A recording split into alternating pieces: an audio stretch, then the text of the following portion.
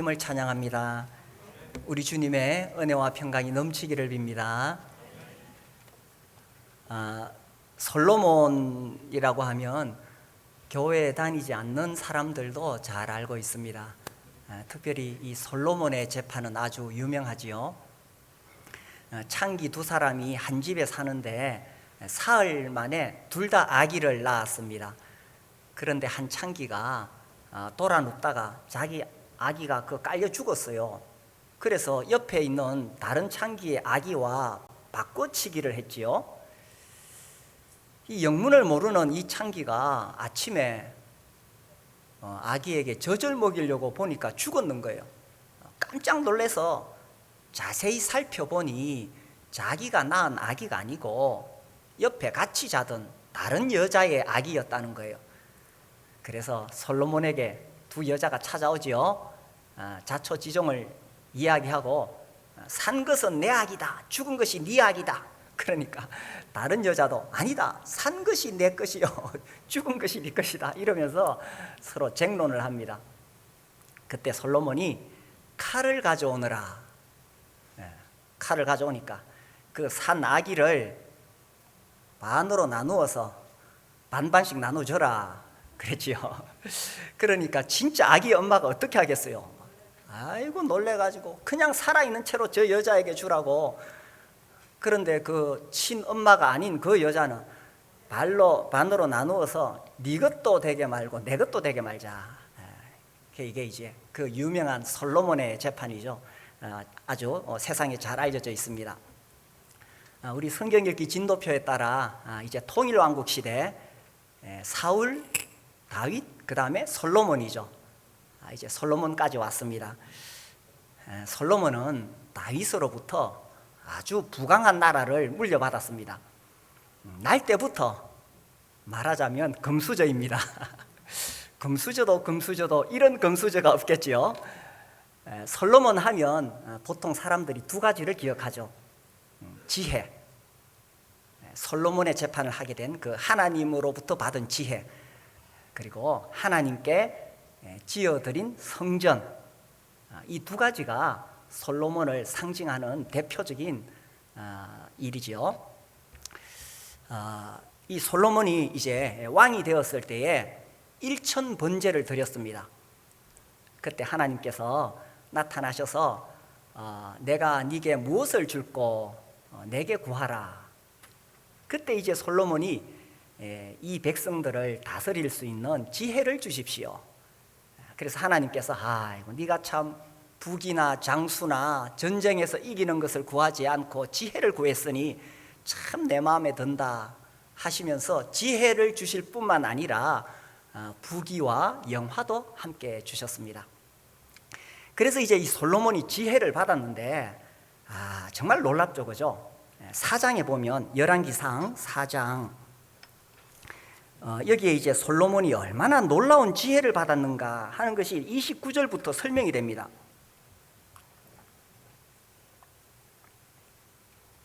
그래서 그 당시에 모든 사람보다 지혜로웠는데 32절에 보면 그가 잠언 3000가지를 말하였고 그의 노래는 1005편이며 그가 또 초목에 대하여 말하되 레바논의 백향목으로부터 담에 나는 우슬초까지 하고 그가 또 짐승과 새와 기어다니는 것과 물고기에 대하여 말한지라. 그야말로 모든 분야에 걸쳐서 지혜가 넘쳤다는 것입니다. 잠언, 노래 이 말은 인문학에 아주 철학에 아주 뛰어난 지혜를 가졌다 그런 뜻이겠지요. 그리고 초목, 또 우슬초, 짐승, 물고기 이런 것은 식물과 동물에 대해서도 대단한 지혜를 가졌다라는 것입니다. 요즘식으로 말하자면 박사학위를 여러 개 가졌다는 이야기입니다. 제가 최근에 슈바이츠, 아프리카의 성자라 그러죠. 이분의 책을 읽으면서 정말 놀랐어요. 슈바이츠가 할아버지가 파이프 오르가니스트입니다. 그리고 아버지는 루터교 목사인데 이 스트라스부르 대학에서 신학을 공부하고 또 철학을 공부해서 이제 박사학위를 받죠. 그 와중에 이 사람이 또 바흐에 대해서 연구합니다. 그래서 그 시대에 바흐에 대해서는 최고의 그 연구가였고요. 또 이 파이프 오르가니스트로서 20대에 벌써 명성을 날립니다. 그리고 파이프 오르간 제작법에 대해서 책을 쓰고 홍보하러 다닙니다. 별로 안 놀라시는데 정말 대단한 사람이죠, 그죠? 거기다가 30살에 대해서는 이제 아프리카에 가서 선교하려고 의학을 공부합니다. 그래서 7년 동안 공부해서 의학 박사가 되죠. 야, 이거 정말 보통 천재가 아닙니다.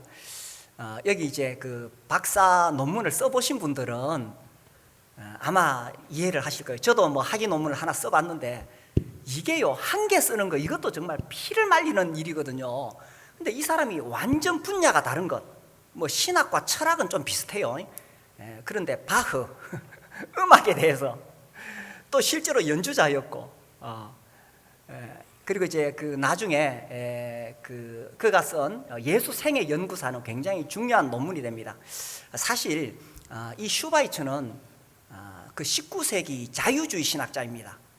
그래서 우리하고는 신앙적인 면에서 완전히 다릅니다. 저는 그 슈바이처의 신앙에 동의하지 않습니다. 근데 이제 그 시대 19세기 독일이 이런 신학을 추구했기 때문에 이 사람도 뭐 거기서 자라서 배웠으니까 이제 그 길로 간 거죠. 그래서 신앙적인 면에서는 뭐 우리하고는 아예 다른 길을 가지만 아무튼 이 사람의 그 학문의 업적에 대해서는 야, 아니 어떻게 그 신학과 철학은 인문과학이잖아요. 그러다가 또 음악은 또 예술 분야잖아요. 거기다가 또 의학을 공부했으니 완전히 이 자연과학으로 뛰어넘어간 겁니다. 아무튼 뭐 세상에 이런 천재가 있는가 봐요.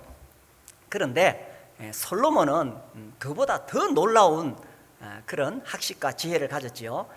그래서 4장 34절에 보면 사람들이 솔로몬의 지혜를 들으러 왔으니 이는 그의 지혜의 소문을 들은 천하 모든 왕들이 보낸 자들이더라. 왕들이 솔로몬한테 사람을 보냈어요. 가서 한번 들어봐라, 배워와라. 그래서 정말 놀라운 지혜를 가졌고 또 하나님께 성전을 지어드리지요. 여기 5장에서부터 6장, 7장, 8장까지 이 성전과 관련된 이야기가 계속 나옵니다. 그런데 한 장이 길어요. 특히 8장은 66절까지 있습니다. 이 말은 솔로몬이 성전을 건축하는 일과 관련해서 매우 이 큰 힘을 쏟았고 이 성전 건축에 정말 정력을 다했다, 이런 의미죠. 그래서 이제 또 솔로몬은 부귀와 영화를 누립니다.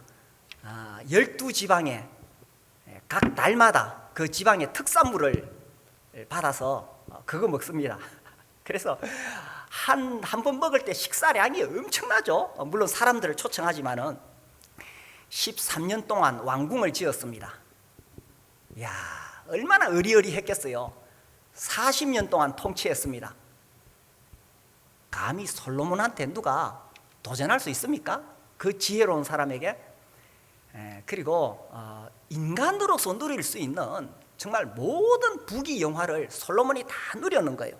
그래서 이 10장에 보시면은 10장 23절 솔로몬 왕의 재산과 지혜가 세상에 그 어느 왕보다 큰지라. 솔로몬의 재산과 지혜가 세상에 그 어느 왕보다 큰지라. 24절 온 세상 사람들이 다 하나님께서 솔로몬의 마음에 주신 지혜를 들으며 그의 얼굴을 보기 원하여 그들이 각기 예물을 가지고 왔다, 이렇게 되어 있습니다.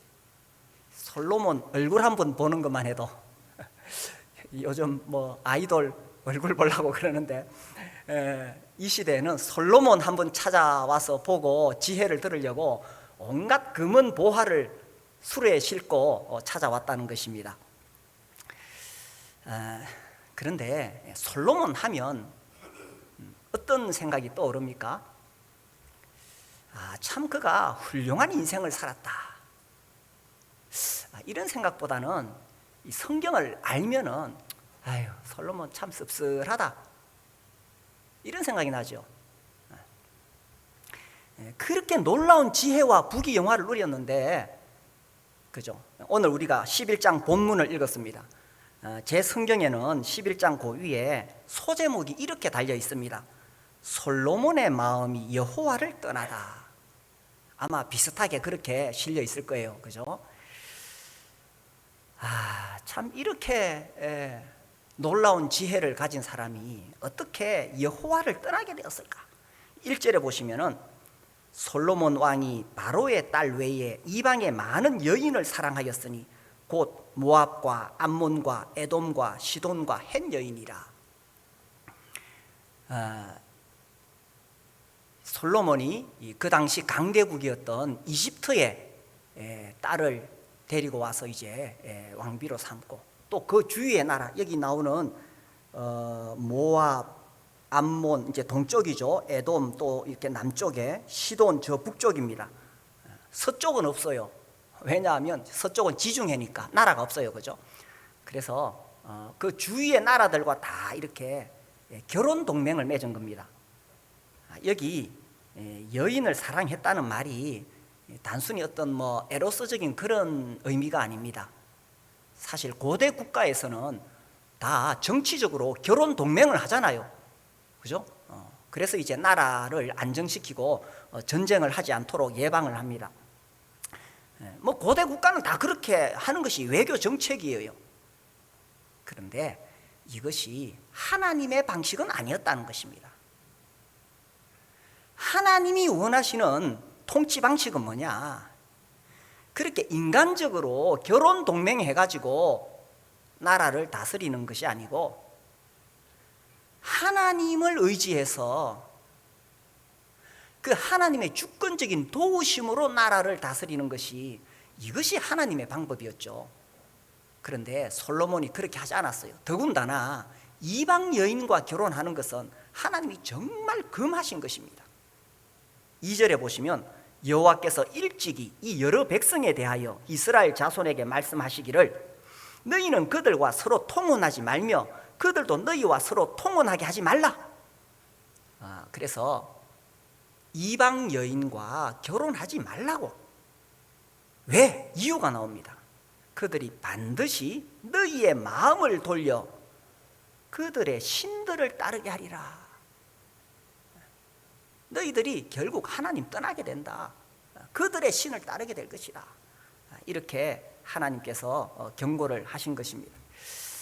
그런데 사람들이 이런 경고를 무시하죠. 여기 보세요. 하셨으나, 그죠? 하셨으나 솔로몬이 그들을 사랑하였더라.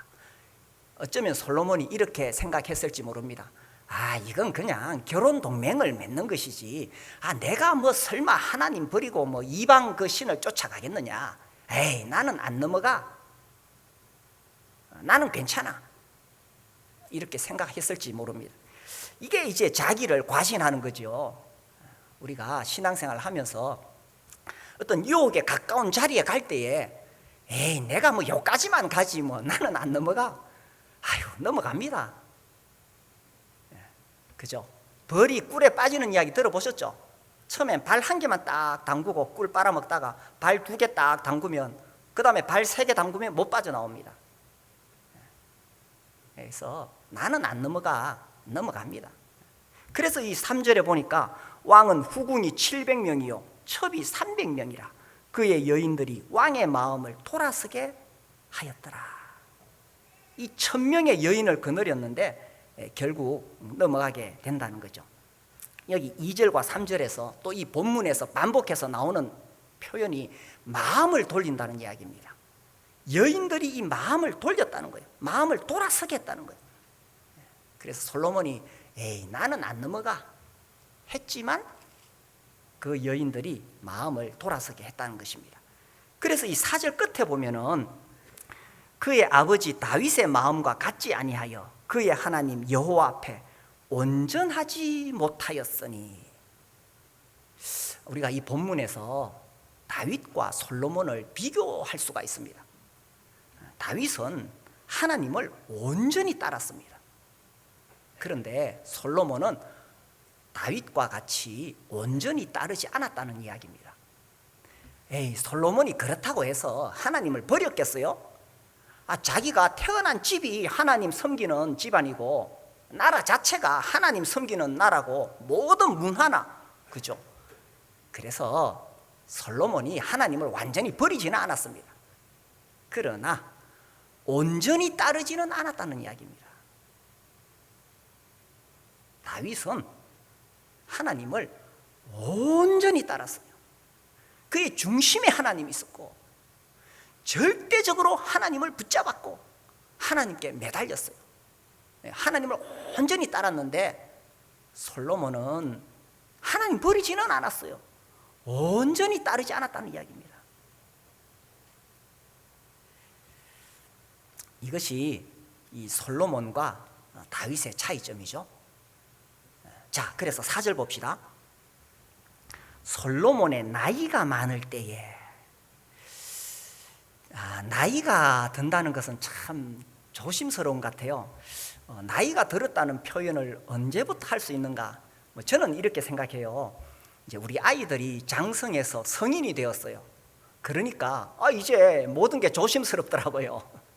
아직 나는 내 마음은 젊은데 자녀들이 장성해서 성인이 되니까 이제 내가 나이가 드는구나. 성경에서는 나이가 든 사람들을 존중하라고 되어 있죠. 또 우리는 우리보다 연세가 많으신 분들을 존중합니다. 야, 저 연세 되실 때까지 참 험한 세상 살아오시면서 산전수전 다 겪으셨는데 그것만으로 연세 드신 분들은 존중을 받아야 됩니다.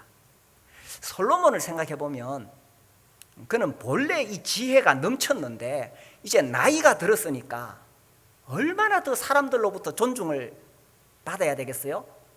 그런데 보세요. 4절, 솔로몬의 나이가 많을 때에 그의 여인들이 그의 마음을 돌려 다른 신들을 따르게 하였으므로, 이 계속 이 반복되는 표현이 마음을 돌렸다는 표현입니다.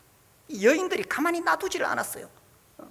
그래가지고 다른 신들을 따르게 했는데 5절에 보시면 이는 시돈 사람의 여신 아스다롯을 따르고 암몬 사람의 뭡니까?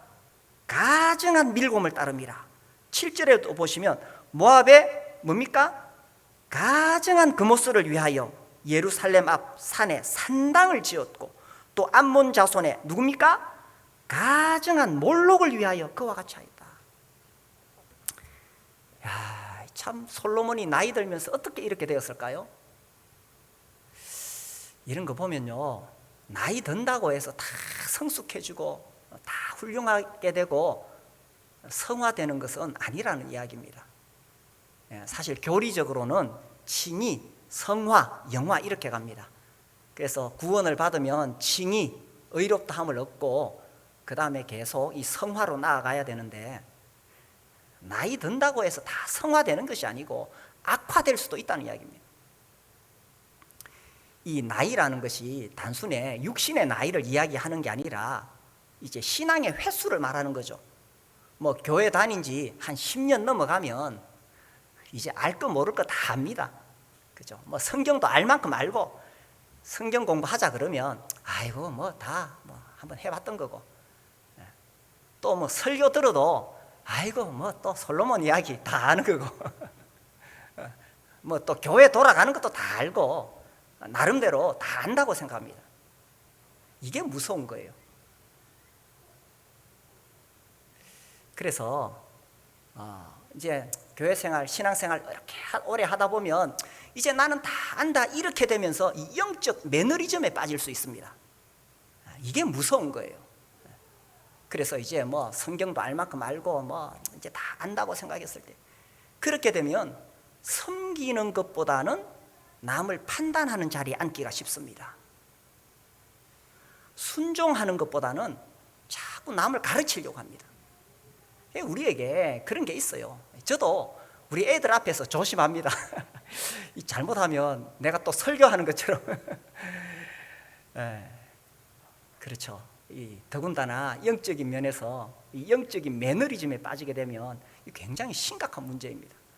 그래서 나이가 들면서 교회 생활의 횟수가 늘어나면서 계속 성장하고 변화되지 않으면 성화되는 것이 아니라 악화될 수가 있다는 것입니다. 아니, 이 솔로몬, 이렇게 지혜로운 솔로몬이라면 솔로몬은 좀 달라야 되지 않을까요? 그런데 솔로몬도 영적인 성장이 끊어지면서 솔로몬도 성화가 아니라 악화가 되었다는 것입니다. 그래서 어떻게 했어요? 여기 이 7절에 보니까 모압의 가증한 그모스를 위하여, 이 가증한 그모스, 아까 이 가증한 밀곰, 가증한 그모스, 가증한 몰록, 왜 가증한 계속 붙었느냐, 반복해서 사람을 제물로 바쳤거든요. 그래서 그 당시 기록이나 이런 그 고고학적인 유물을 보면 사람, 아기를 구워서 불에 구워서 이 신에게 바쳤어요.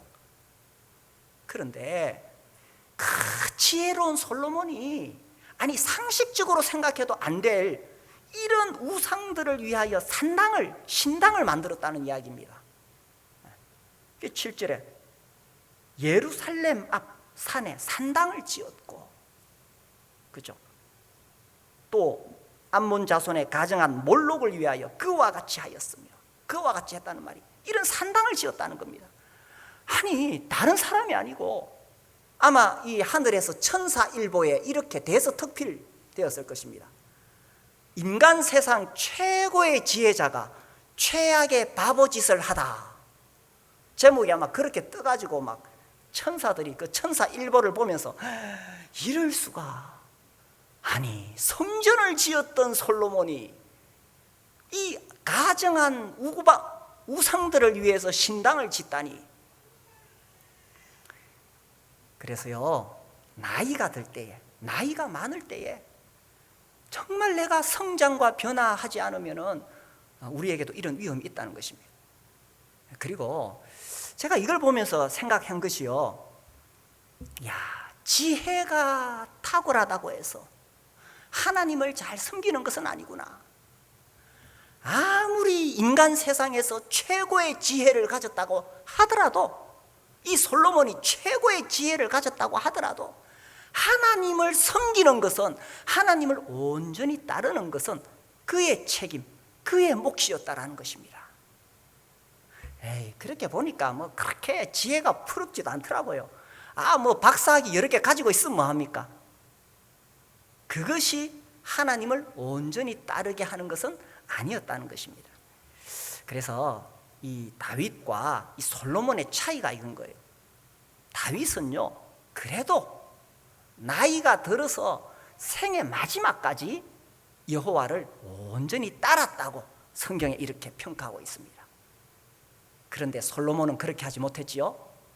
솔로몬의 나이가 많을 때에 다윗처럼 그렇게 여호와를 따르지 않았다는 이야기죠. 그래서 이 젊은 시절에 이 솔로몬이 얼마나 놀라운 업적을 쌓았습니까? 아니, 이 성전을 지었다는 거, 이거 정말 대단한 일 아닙니까? 젊을 때 그렇게 하나님께 크게 헌신하고 봉사했는데 나이가 많을 때 이 길로 가다니 얼마나 안타까운 일입니까? 이게요, 저는 계속 저를 생각합니다. 나도 계속 이렇게 목회하고 뭐 이렇게 하다 보면, 야, 나도 모르는 사이에 이 영적인 매너리즘에 빠지지 않을까. 사실 이것이 우리 모두가 가지고 있는 위험입니다. 그래서 이 다윗처럼 해야 되겠죠. 다윗처럼 생의 마지막까지 온전히 주님을 따르는 것입니다. 9절에 보시면 솔로몬이 마음을 돌려, 그 위에서는 여인들이 솔로몬의 마음을 돌렸거든요. 그런데 이제 9절에 보니까 솔로몬이 마음을 돌렸죠. 이렇게 됐습니다. 그래서 이스라엘의 하나님 여호와를 떠남으로 여호와께서 그에게 진노하시니라. 하나님 마음이 얼마나 아팠겠어요. 정말 솔로몬처럼 이렇게 지혜를 주신 사람이 세상에 없는데 솔로몬처럼 부귀영화를 누리도록 한 사람이 세상에 없는데, 하나님이 그렇게 사랑하고 아끼셨는데, 그런데 이 마음을 돌려 여호와를 떠나니까 여호와께서 그에게 진노하신 거예요. 여호와께서 일찍이 2번이나 그에게 나타나시고 이 일에 대하여 명령하사 다른 신을 따르지 말라 하셨으나 그가 여호와의 명령을 지키지 않았으므로, 하나님께서 솔로몬이 진짜 이 딴 길로 가는데 가만히 계실 수가 없죠. 정말 안타까운 마음으로 솔로몬에게 2번이나 나타나셔서 다른 길로 가지 마라, 다른 길로 가지 마라, 이렇게 경고하셨습니다. 그런데 사람이 마음이 굳어지면 어떻게 됩니까? 마음이 강팍해지면 제일 큰 특징 중에 하나가 하나님의 말씀이 안 들립니다. 이것이야말로 얼마나 무서운 일인지 모릅니다. 하나님의 말씀이 안 들리는 것, 세상에 이것보다 더 무서운 일이 어디 있겠어요? 사람이요, 병이 들면 입맛을 잃잖아요. 밥맛을 잃잖아요. 밥을 못 먹어요. 회복이 안 돼요. 그러면은 먹어야 살지. 영적으로 병들고 마음이 무감각해지면 하나님 말씀이 안 들립니다. 하나님께서 얼마나 안타까운 마음으로 솔로몬에게 다른 신들을 따르지 말라고 그렇게 말씀하셨겠어요? 근데 그 말씀이 안 들려요. 2번이나 하셨는데 안 들려요. 이게 다윗과의 차이라는 것입니다. 다윗은 밧세바 범죄했을 때에 나단의 책망을 듣잖아요. 선지자가 와가지고 당신 잘못했어. 그러니까 그 자리에서 즉각 회개했습니다. 내가 여호와께 죄를 범하였노라 하면서 그 자리에서 바로 회개합니다. 다윗은 비록 범죄했지만 하나님의 말씀을 들었어요. 이 온전히 여호와를 따른다는 것이 이게 완벽하게 산다 그런 의미가 아니죠. 세상 어느 누구가 완벽하게 죄 안 짓고 실수 안 하고 그렇게 살 수가 있겠습니까? 우리가 신앙생활 하면서 죄 지을 수 있어요. 실패할 수 있어요. 넘어질 수 있어요. 그러나 온전히 따른다는 것은 하나님 말씀이 내 귀에 들리는 겁니다. 그래서 내 죄를 깨달을 때에 즉각 회개하는 거죠. 이것이 온전히 따른다는 의미입니다. 이게 솔로몬과 이 다윗의 차이였던 것입니다. 하나님 말씀 들릴 때에, 하나님 말씀이 내 귀에 들릴 때에 즉각 회개하는 것이죠. 이 솔로몬이 하나님께서 이렇게 2번이나 경고하실 때에 들었어야 했습니다. 그런데 그 2번을 무시했기 때문에 그래서 이제 나라가 쪼개지게 되죠. 이 11절 12절에 보면은 이제 솔로몬 사후에 나라가 둘로 나뉘게 될 것을 경고하십니다. 그래서 북이스라엘과 남유다로 나뉘어져서 이제 분열 왕국 시대로 들어가게 되죠. 제가 어쨌든 이 성경 읽기 흐름에 따라서 성경 시대 개간도 같이 이야기하려고 애를 씁니다. 자, 이런 질문을 해볼 수가 있습니다. 솔로몬이 천국 갔을까요? 지옥 갔을까요? 사실 그런 질문을 누가 하던데 저는 그게 큰 의미가 없다고 생각합니다. 솔로몬이 설사 천국에 갔다 하더라도 우리 주님 만날 때에 얼마나 부끄럽겠습니까? 얼마나 부끄럽겠어요. 인간 세상에 최고의 지혜를 주셨는데, 인간으로서 누릴 수 있는 최고의 부귀영화를 주셨는데, 그거 다 허비하고 노년에 다 틀어먹고 그렇게 주님을 만났으니 얼마나 부끄럽겠어요. 제가 이 슈바이처 이야기를 읽다가 참 감동을 받았습니다. 말씀드렸듯이 신학적으로는 우리하고 완전히 안 맞습니다. 근데 이제 이 사람이 이제 21살 때에 이런 이야기를 해요. 그가 21살 때 이런 말을 합니다. 어느 청명한 여름날 아침, 나는 자리에서 일어나기 전에 조용히 생각해 본 끝에 30살까지는 학문과 예술을 위해 살고, 예수가 아니고 예술, 이 사람 음악가잖아요, 그죠? 학문과 예술을 위해 살고, 그 이후부터는 인류에 직접 봉사하기로 마음을 정했다. 21살 때 벌써 그런 마음을 정했어요. 나는 이렇게 가족들과 행복하게 휴가를 보내는데 이러한 행복을 나만 누려도 되는가? 라는 생각을 했다. 어려서부터 갖고 있던 가난하고 비참한 사람들에 대한 관심이 나만 행복하게 살 수 없다 라는 인식으로 성숙한 것이었다. 슈바이츠가 자기는 이렇게 좋은 집안에서 태어났기 때문에 교육을 받을 수 있었고, 이렇게 학문적인 어떤 업적을 이루고 또 사회에서 이제 엘리트 계층으로 살아갈 수 있게 되었죠. 그러나 그런 환경에 태어나지 못한 사람은 평생을 가난의 굴레에서 병 속에 살아갈 수밖에 없다는 거죠. 그래서 30살까지 이미 이 학문적인 면에서 또 예술, 음악의 면에서는 완전히 이렇게 아주 두드러진 업적을 남깁니다. 그리고 이제 30살부터 7년 동안 의학을 공부해가지고 의학 박사가 되어서 아프리카로 가게 됩니다. 아프리카의 성자 슈바이츠에 대해서는 많이 들어보셨을 거예요. 그래서 이 슈바이츠는 정말 그 놀라운 지혜와 학식 또 재능으로 섬기는 삶을 살았다는데 참 어쨌든 의미가 있다고 생각이 되어집니다. 반면에 솔로몬은 그렇게 많은 것을 받았는데 노년에 결국은 하나님을 떠나게 된 거죠. 그래서 이 노년에 이 씁쓸한 고백을 합니다. 제가 오늘 설교 제목을 어느 금수저의 노년 이렇게 하려고 그러다가 또 혹시나 또 아이고 너무 이 설교 제목이 그렇다 하실까봐 좀 점잖하게 표현했습니다. 어느 지혜자의 어리석음. 야, 정말 최고의 지혜자였는데 얼마나 어리석게 인생을 마쳤어요. 사실은 어느 금수저의 노년입니다. 이 사람이 노년에 이런 말을 하죠. 전도서 보겠습니다. 전도서 2장.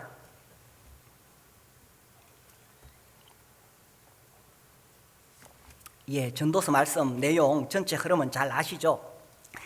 2장 8절에 보시면은 이제 이 솔로몬이 자기가 하고 싶은 거 다 했습니다. 8절, 은금과 양들이 소유한 보배와 여러 지방의 보배를 나를 위하여 쌓고 또 노래하는 남녀들과 인생들이 기뻐하는 처첩들을 많이 두었노라. 이 사람은 금은 보화 막 자기를 위해서 엄청 쌓았습니다. 그리고 자기를 즐겁게 하는 노래하는 오페라단이 있었고요. 그리고 처첩들, 이 솔로몬의 여자가 1000명 아닙니까? 아까 봤지요? 1000명이에요. 9절, 내가 이같이 창성하여, 어제 결혼한 신랑 이름이 창성이던데, 내가 이같이 창성하여 나보다 먼저 예루살렘에 있던 모든 자들보다 더 창성하니 내 지혜도 내게 여전하도다. 창성하고 창성했어요. 그죠? 지혜도 넘쳤어요. 10절에 무엇이든지 내 눈이 원하는 것을 내가 금하지 아니하며 무엇이든지 내 마음에 즐거워하는 것을 내가 막지 아니하였으니, 자기 하고 싶은 거 다 해봤다는 거예요. 이는 나의 모든 수고를 내 마음이 기뻐하였음이라. 이것이 나의 모든 수고로 말미암아 얻은 몫이로다.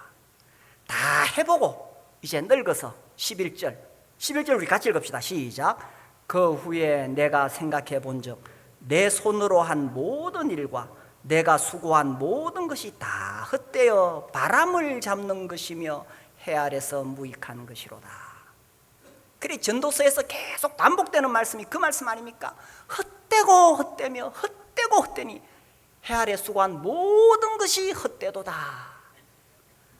이 솔로몬이 그 이야기를 하는 거예요. 내가 다 해봤는데 다 헛되더라.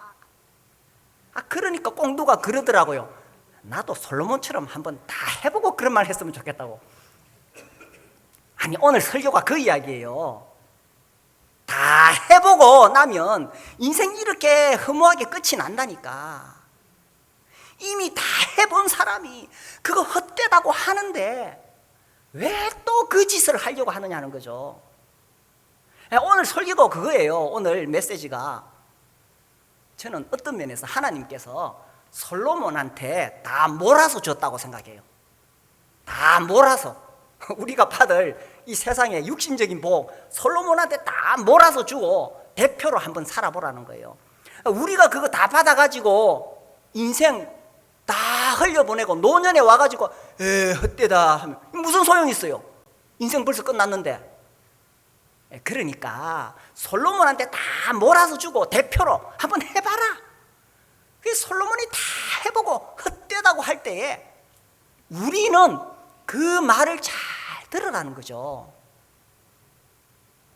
그러니 인생의 지혜와 부귀영화가 하나님 떠나서는 아무 의미가 없다는 것을 하나님 솔로몬 통해서 말씀하시고 싶은 것이 아니겠어요?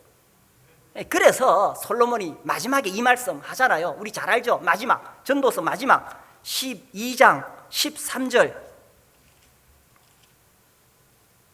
12장 13절 같이 읽읍시다. 시작. 일의 결국을 다 들었으니 하나님을 경외하고 그의 명령들을 지킬지어다. 이것이 모든 사람의 본분이니라. 안 해봐도 다 안다는 거예요. 제발 하지 말라는 이야기입니다. 솔로몬이 제발 나처럼 살지 말고 하나님을 경외하고 명령을 지키면서 살아라. 여호와를 온전히 따르는 인생을 살아라 하는 거죠. 그래서요, 제가 이번에 솔로몬을 보면서 난 참 솔로몬의 지혜가 너무 부러웠는데 지금도 부러워요.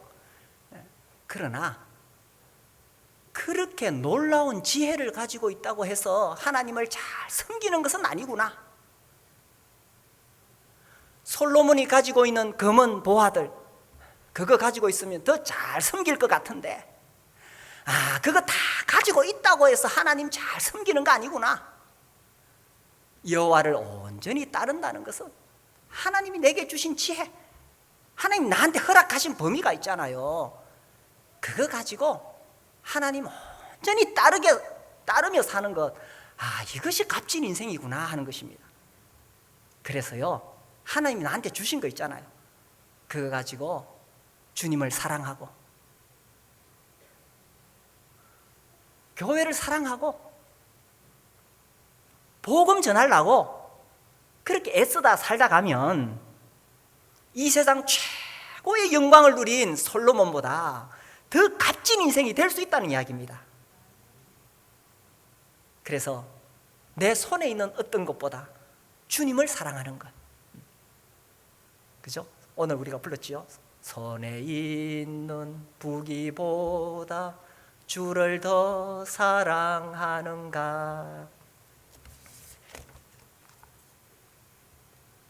이슬 같은 목숨보다 주를 더 사랑하는가. 마지막 이렇게 됩니다. 잠시 머물 이 세상은 헛된 것들 뿐이니 주를 사랑하는 마음 어떻다고요? 금보다도 귀하다.